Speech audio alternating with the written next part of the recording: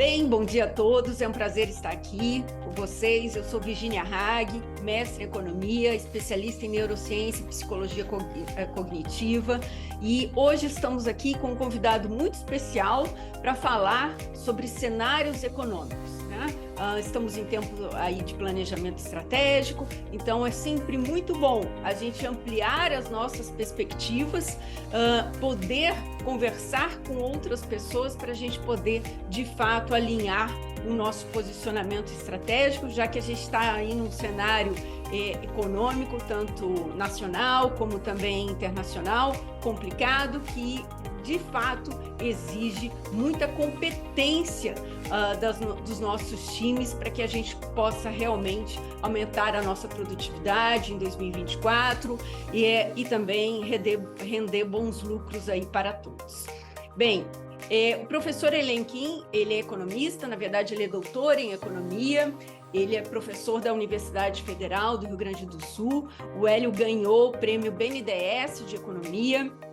Ele está sempre fazendo alguns estudos aí através do Núcleo de Internacionalização da Universidade Federal do Rio Grande do Sul, conosco, tanto nessa questão de planejamento para a internacionalização também, planejamento junto às empresas. Ele vem nos ajudando aí bastante a gente poder afinar o posicionamento das empresas e incluir também um planejamento mais dinâmico aí no contexto como um todo.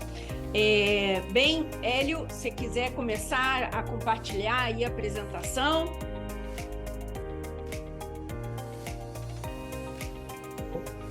Obrigado, Virginia. Podemos tratar do planejamento como do cenário econômico como uma ferramenta fundamental do processo de planejamento. Estamos aí hoje para isso. Muito obrigado aí pelo convite para participar aqui do evento e da gravação dessa atividade. Ok. Obrigada, Hélio. Nós que agradecemos aí a sua participação. Por favor, Hélio, se você puder colocar no próximo slide. Vou fazer rapidamente uma introdução, né? Como a análise de cenário propicia mais eficácia do planejamento? A gente não pode falar em planejamento estratégico, pelo menos não num bom planejamento estratégico, sem a gente dar uma olhada no cenário econômico, seja aqui no mercado nacional, seja internacional. Mesmo que eu não tenha uma empresa que trabalhe com o mercado internacional, eu também preciso estar atento ao que está acontecendo no mercado mundial, para que eu possa entender quais são as implicações que isso vai trazer para o próprio mercado interno e para as minhas próprias tendências do meu setor como um todo, né? O planejamento estratégico, há muito tempo, ele deixou de ser um momento, né, que, de repente, algumas empresas acabavam se dedicando aí a cada 2 anos, né, ou simplesmente a necessidade de um orçamento, como muitas empresas fazem no mês de outubro. Num mercado cada vez mais disputado e cada vez mais competitivo, a gente precisa realmente estar trabalhando o planejamento estratégico de uma forma muito dinâmica. Isso precisa ser feito anualmente e, na verdade, ao longo do ano. Então, por isso que a gente diz aqui no Ário, que o planejamento estratégico ele se tornou uma rotina especial da empresa. Se a gente quer manter a nossa competitividade, a gente precisa, de fato, disso aí. Ao formular, executar e monitorar o planejamento, a empresa tem melhores condições de obter eficiência em custo, melhor lucratividade e também de proteger o seu posicionamento estratégico. Por favor, Hélio. Um dos ingredientes importantes desta visão de planejamento é sintonizar a empresa com as tendências do ambiente econômico, quer a curto prazo, quer a longo prazo. E essa palestra aqui de hoje vai ajudar vocês a fazer essa sintonia fina. A análise do cenário econômico é um componente importante para a sintonia da empresa com o seu ambiente no curto prazo. Ok? Hélio, contigo aí. Certo, obrigado. Bom, pegando o gancho, como se diz, com a ideia de que o planejamento é uma rotina especial, mas que considera a empresa como um todo, e considerando que a análise de cenário é uma etapa fundamental do planejamento, nada mais adequado do que começar abordando um fato importante da economia brasileira. Uma economia que tem suas características da forma como ela se insere no mundo, mas recebe, mesmo para as empresas que se voltadas ao mercado interno, elas sofrem muito impactos, efeitos do que acontece na economia mundial, por várias formas, como nós vamos ver. Então, no balanço das influências da tendência para o mercado da empresa, nós temos que considerar o que está acontecendo no ambiente internacional e também considerar o que acontece no agregado da economia brasileira. Mas para entender o que nós estamos projetando para a economia e o ambiente econômico num cenário de curto ou médio prazo, é importante também entender onde estamos, qual foi a trajetória, como viemos até aqui, para poder entender o que tem de alternativas nos caminhos à frente para as empresas. Então, um aspecto fundamental desse cenário é entender que nós tivemos uma etapa do processo de globalização, tanto comercial quanto produtiva e financeira, que se acentuou a partir de 1990, no final do século passado, até a famosa crise do subprime, a crise americana, que depois teve efeitos em outros países da Europa e, de algum modo, no mundo inteiro. Esse período todo, a gente pode dizer que é um período de uma era econômica, de uma certa vida sombra e água fresca, né? Ou seja, dinamismo, altos fluxos de capital para investimento, redução dos custos de transporte, de comunicações, redução de tarifas de importação, demanda crescente, né? Tínhamos também países novos entrando no mercado internacional, demandando também, países que conseguiram estabelecer ritmo de desenvolvimento, como é o caso de alguns asiáticos, especialmente chineses. É claro que essa vida sombra e água fresca não era... isso aconteceu no agregado, mas não para aqueles setores dos países mais tradicionais, principalmente industrialização tradicional, sofreram, evidentemente, muitos problemas com a concorrência direta e eficiente dos asiáticos, né? Bom, o que mudou no cenário na década de 20? Né? Essa mudança vem de uma outra era que sucedeu a era da vida sobre água fresca, como a gente está comentando, para uma era do guerra, nuvens e tormentas, né, na economia. Então, uma globalização comercial e produtiva que havia sido vigorosa, né, e ela continua em expansão, mas com fortes sobressaltos e com muitas crises e atritos, digamos assim, como no fluxo comercial e no fluxo de investimento em função de problemas geopolíticos internacionais, né? Então, ao mesmo tempo que nós temos esses sobressaltos, as tarifas de importação que os Estados Unidos começam a adotar já em meados da segunda década desse nosso século, né? Isso ocorreu e apesar desse processo, no cenário internacional, as empresas e as nossas redes de varejo, elas continuaram tendo como grandes players na indústria manufatureira a China e os países asiáticos. Evidentemente, não é só na área industrial. Nós temos visto no Brasil uma certa disputa entre a grande rede de varejo brasileira e plataformas de comércio eletrônico asiáticas, né, que também disputam com essas nossas empresas brasileiras o mercado nacional. Esse protecionismo, né, e as barreiras à exportação de tecnologia e, mais recentemente, o incremento das tensões entre os Estados Unidos, Europa Ocidental e China, ou diretamente ou através do problema da invasão da Ucrânia pela Rússia, né? Isso tudo acabou transformando essa década numa década em que a globalização não se encerra, mas ela se torna muito mais atritante, ela traz mais problemas que não havia antes do ponto de vista de protecionismo, e ao mesmo tempo, como vamos ver, ela também apresenta riscos e oportunidades, né?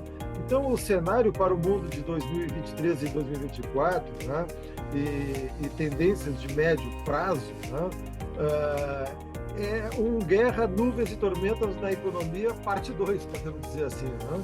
Porque a perspectiva é de mais restrições à globalização. Nós temos tido aí já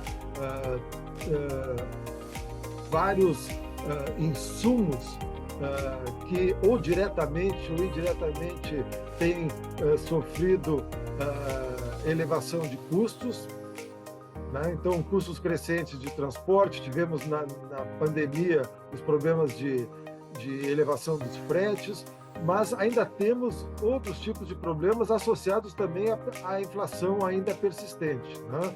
Uma transição energética que não é tão coordenada assim. Nós vemos vários problemas, né? Em alguns países, em alguns continentes, a adoção dos veículos elétricos não é acompanhada por uma infraestrutura compatível, né, de abastecimento. Temos as barreiras não tarifárias ambientais e sociais e um risco de escalada dos conflitos bélicos, não só na Europa Oriental, mas também na Ásia, com a tensão em torno de Taiwan, né? Bom, esse cenário ele traz riscos e oportunidades para as empresas do Brasil, evidentemente, né? Eu acho que é importante para as empresas, numa avaliação não só sobre as suas operações, mas também sobre os seus investimentos, né?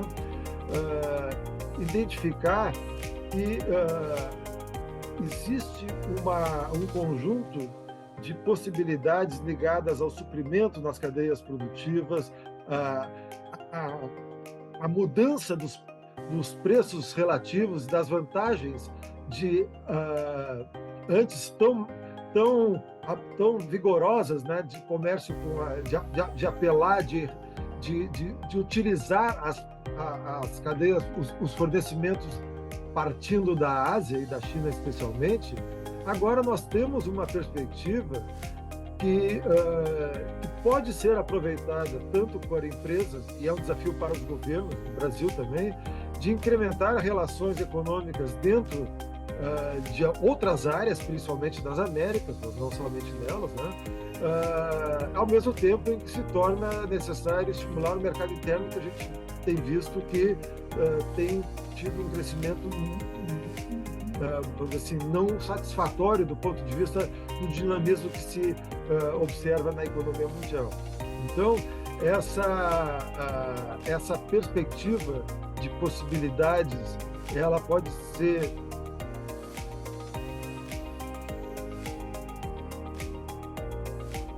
identificada a partir de uma visão das regiões internacionais, né, dos países, continentes, em que nós possamos, como o slide mostra aí, uma ideia de que, ao invés da globalização, em que há uma integração e uma articulação, uma coordenação de cadeias produtivas de todas essas regiões apresentadas no mapa aí, no slide, né? O que nós temos são alguns esboços de linhas que vão aglutinando áreas e reforçando, tá, a formação de regiões em que tendem a ter oportunidades de incremento do comércio dentro delas, né, entre as empresas, formando o que tem se chamado, né, de cadeias produtivas e de suprimento mais amigáveis, né, nesse ambiente de globalização. Então, esse é um aspecto fundamental que pode criar várias oportunidades ao longo dos próximos anos para as empresas brasileiras ocuparem espaços que antes talvez estivessem muito pouco promissores por causa de uma globalização suave, sem atritos, sem custos. Hoje a situação é razoavelmente, ou até em alguns casos, em alguns momentos, significativamente diferente, né? Um outro aspecto do cenário internacional que é fundamental entender é que nós tivemos também num período anterior, e a resposta também à crise de 2008 e 2009 mostrou inicialmente, um cenário em que nós não temos mais a perspectiva de taxas de juros próximas a zero, né? Em que os ativos e os investimentos são muito facilitados, né? E nós temos agora também uma perspectiva de taxas de juros positivas, que buscam enfrentar uma inflação mais resistente, tanto nos Estados Unidos quanto em outros países desenvolvidos e, por tabela, nos países emergentes, tá? Então, nós temos uma elevação do piso da taxa de juros básica como resposta à inflação pela política monetária, uma maior volatilidade no mercado bancário, custos maiores de rolagem das dívidas. Nós temos visto isso já vimos no primeiro semestre de 2023 no Brasil, no setor de varejo, e nos Estados Unidos, no setor bancário e não bancário também, crises que afetaram, tá, empresas financeiras e não financeiras, empresas do comércio e outras empresas, especialmente aquelas com um grau de exposição de endividamento maior. Então, esse também é um cenário que exige uma capacidade das empresas de aprimorar a sua gestão financeira e de, inclusive, verificar as oscilações das taxas de câmbio para efeitos de planejamento de suprimento via importações ou o seu planejamento de exportações, né? Bom, esse tipo de situação, ele não tem também se traduzido necessariamente em termos internacionais. A taxa de juros um pouco mais elevada não tem sido incompatível com uma recuperação no cenário pós-pandemia, em que a economia mundial apresenta uma taxa de crescimento satisfatória. Não há ainda, vamos dizer assim, um cenário de recessão que pudesse ser fruto do aumento dos conflitos internacionais, né? A projeção que se faz para 2024 é de um crescimento de 3% do crescimento do PIB mundial e um crescimento médio de 1,4% do conjunto das economias avançadas, sendo 4,1% das economias emergentes em desenvolvimento. Bom, o que podemos observar? O Brasil, ele tem uma projeção de crescimento este ano maior, que está em 2,1%, a projeção do Fundo Monetário Internacional, e, ao mesmo tempo, observamos que, para 2024, a nossa taxa de crescimento projetada é de 1,2%, ou seja, nós estamos com a taxa de crescimento projetada abaixo da taxa de crescimento dos países emergentes, da média mundial e mesmo das economias avançadas, né? Então, nós temos que considerar que o cenário mundial não será um cenário de restrição de crescimento pela demanda pelos produtos brasileiros para o crescimento do Brasil. O problema maior do Brasil é resolver as suas questões internas de produtividade, né, e questões fiscais para poder recuperar uma trajetória de crescimento mais satisfatória, tá? Então,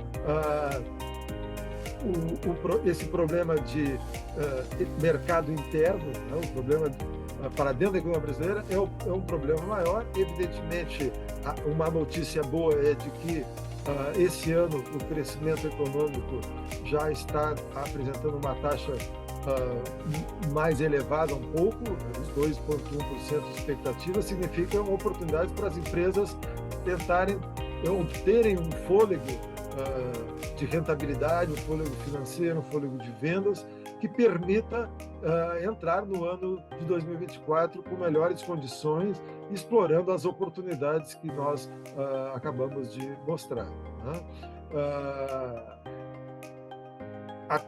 O problema da inflação brasileira é que o Brasil e as autoridades monetárias, elas sabem que o Brasil tem um histórico de inflação mais elevada, crônica, né?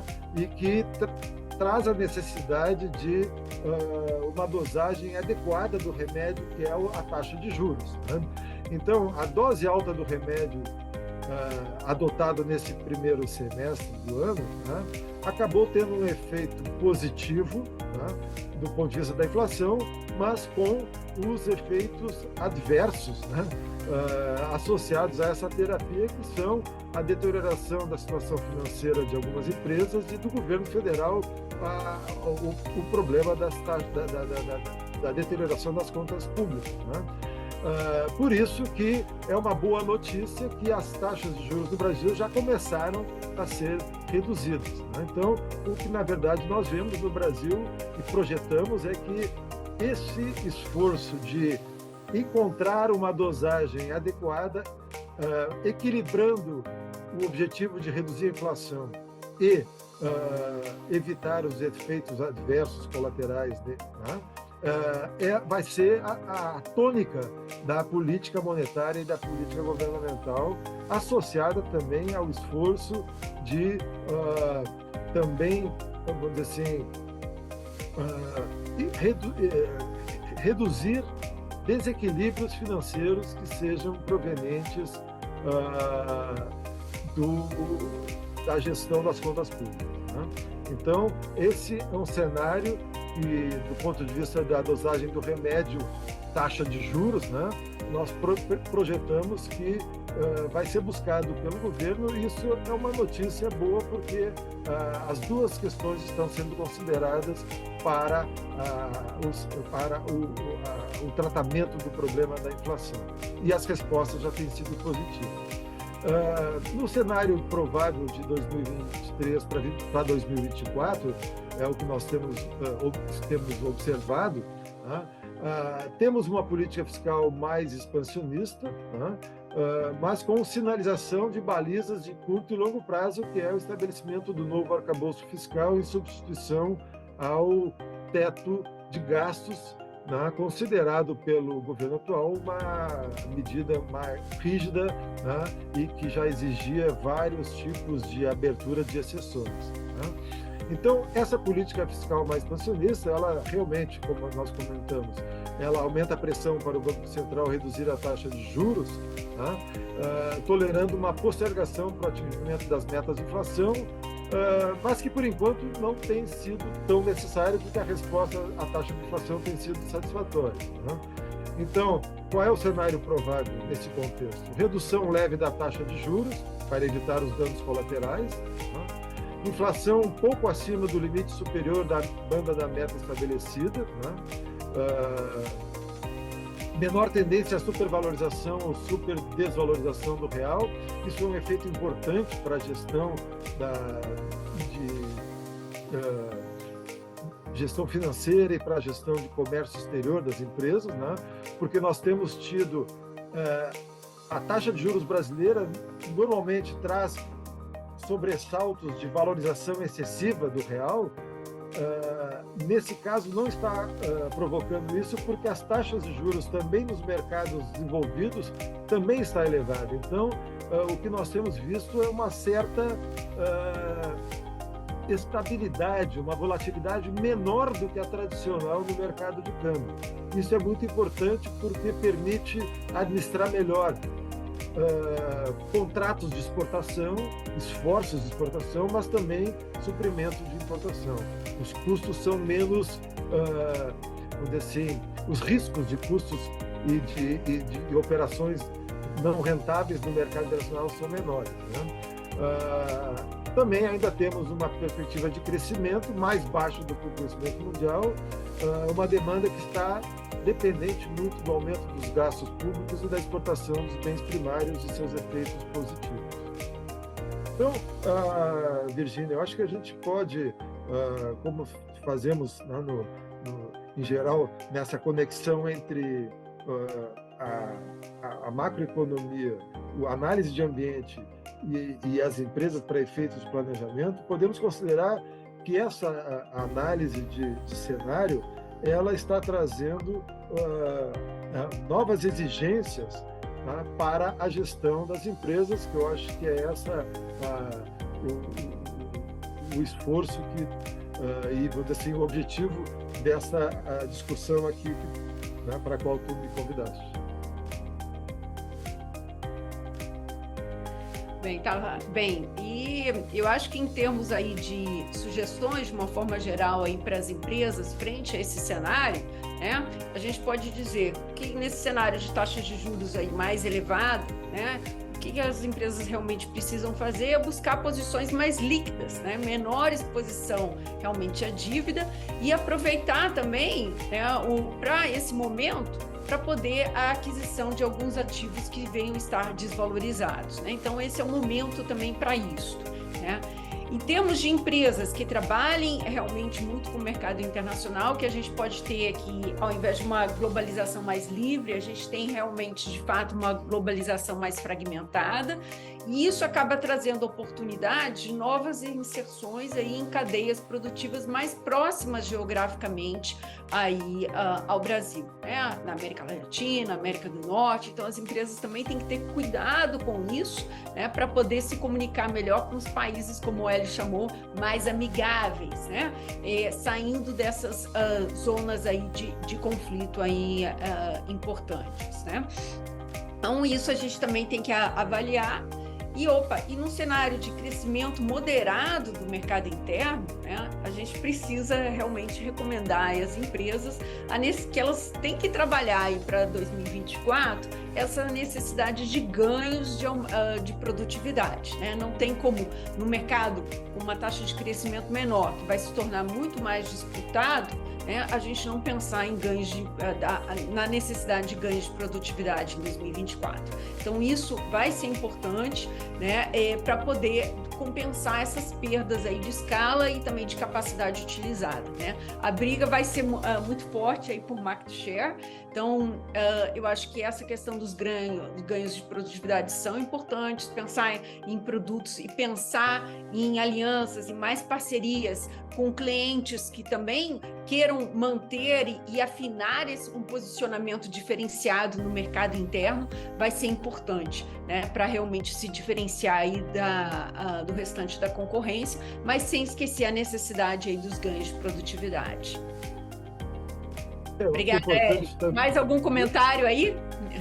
Só para complementar, uma coisa importante é que eu acho que é fundamental que se observe o seguinte: por exemplo, empresas norte-americanas gostariam de ter novos fornecedores e novas rotas, porque as perspectivas são de custos maiores, os custos maiores já estão ocorrendo para suprimento que vem da Ásia, né? E os riscos são muito maiores porque há, inclusive, na área de geopolítica se discute até a possibilidade de bloqueios marítimos nesses próximos anos na Ásia, em função do conflito em torno de Taiwan. Bom, o problema é que as empresas norte-americanas não vão procurar automaticamente os novos fornecedores. Nossas empresas, então, têm que ter essa visão mais de buscar, oferecer, mostrar e montar soluções junto com os eventuais compradores nos Estados Unidos, sejam redes de varejo, e não só nos Estados Unidos, na Europa, na América Latina mesmo, né? São oportunidades que aparecem, né? Um complemento e uma finalização que é importante observar aqui, que nós temos alguns outros fatos, né, que devem ser monitorados, né? Temos uma reforma tributária que não sabemos ainda o resultado final, né, e cujos ganhos vai depender do setor, né, ganhos ou vantagens, né, temos também mas precisa ser bem monitorada, né? Temos também a possibilidade que já vem sendo discutida e anunciada de oportunidades de financiamento de longo prazo para adequação às exigências da da transição energética, né, da sustentabilidade ambiental, e isso eu acho que é uma oportunidade importante para as empresas obterem financiamento de longo prazo e acoplarem essas transições aos seus esforços de ocupar espaço mais adequado no mercado, inclusive atendendo os padrões ESG e outras exigências que se apresentam no mercado internacional. E há uma tendência, pelo que vem se anunciando, um esforço de aumento de infraestrutura, seja por concessões, aumento do investimento público. Isso é uma coisa importante que já tem um efeito que talvez um efeito multiplicador sobre a demanda importante e também tende a melhorar também o que é um problema brasileiro já conhecido, os gargalos de infraestrutura. Ok. Hélio, você pode parar de compartilhar a tela?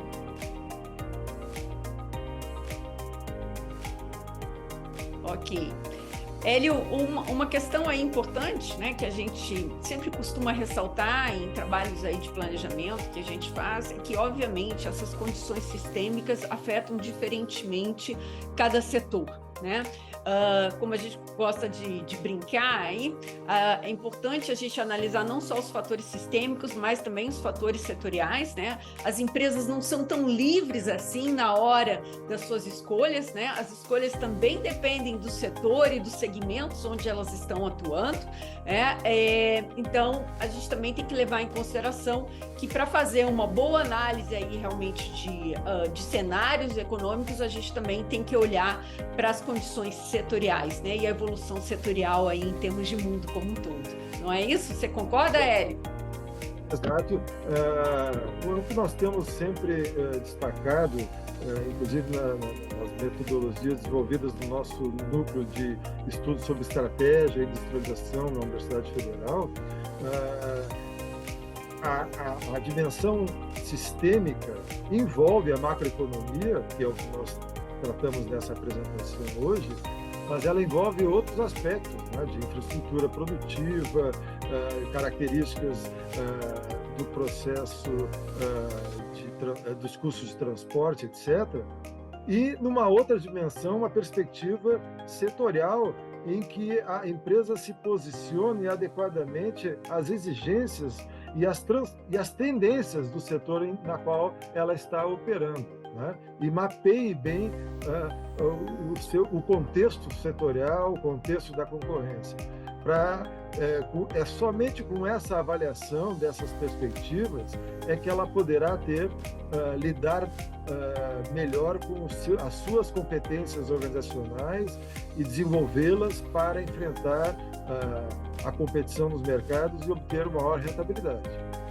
Ótimo, ótimo, Hélio.